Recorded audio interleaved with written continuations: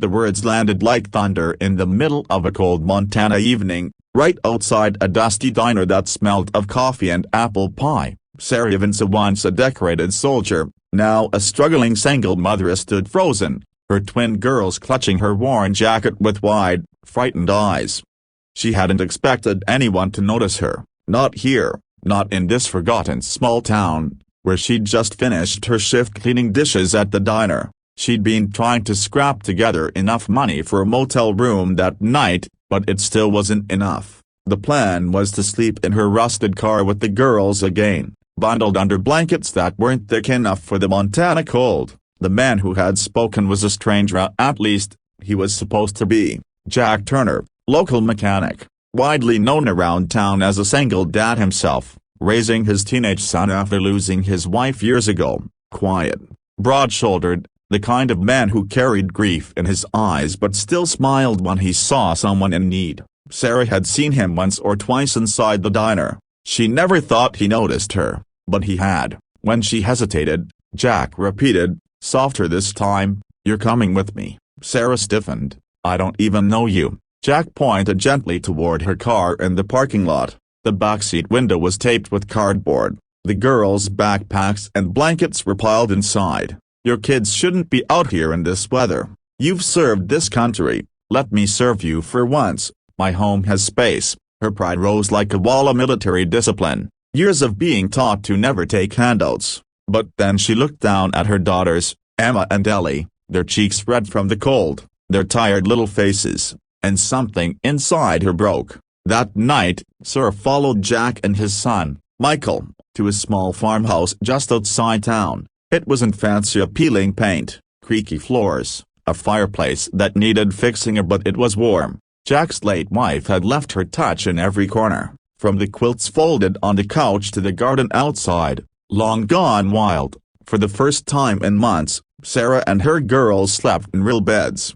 But the road wasn't suddenly smooth. Sarah carried the invisible weight of war, the nightmares, the guilt of comrades she couldn't save, the unshakable fear that she was failing her daughters. Every morning she insisted on earning her stamina, fixing meals, cleaning, helping in the garage where Jack worked. Yet, the harder she tried to repay him, the more she felt like she didn't belong. The twins struggled too. Ma, bold and outspoken, clashed with Michael, who was protective of his dad and didn't trust strangers. Ellie, quieter, often cried at night, whispering about missing home, even though they hadn't had one for months. Jack faced his own battle, balancing kindness with boundaries. He wanted to help Sarah, but he was scared of opening his heart again. After losing his wife, he had sworn to protect his son and keep their world steady. Letting someone else in, especially a woman with her own brokenness, felt dangerous. There were arguments.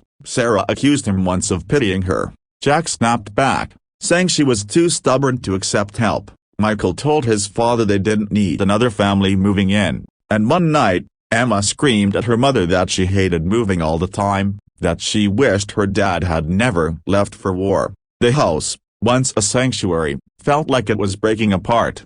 The turning point came one bitter evening when the old farmhouse's furnace gave out. The temperature dropped fast, and panic set in. Jack and Michael worked tirelessly in the garage, trying to get a backup generator running. Sarah bundled the girls in layers of blankets, holding them tight as the cold seeped in. She remembered Warson's nights colder than this, when she'd sworn she'd survive for her children. And suddenly, she realized that this wasn't about pride. This wasn't about owing anyone. This was about survival, family, and the courage to accept love when it was offered. So, she walked into that garage, knelt beside Jack, and whispered, "We're not leaving, not anymore. We're in this together." Jack's eyes met hers. For the first time, there was no wall, no hesitation, only understanding.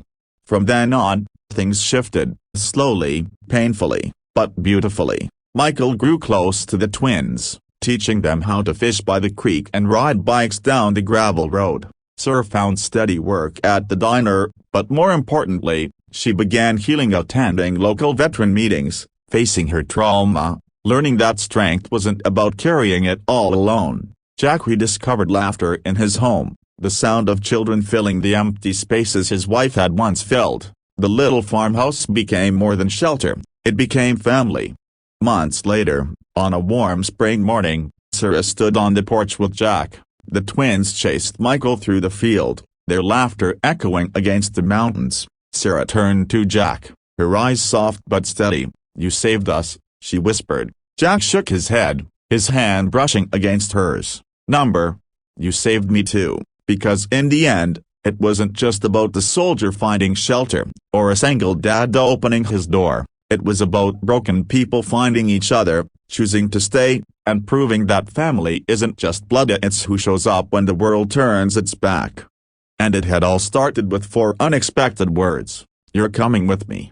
This ending leaves viewers with an inspiring message. Sometimes, the bravest thing we can do is accept help, and in doing so, we might just change someone else's life, too.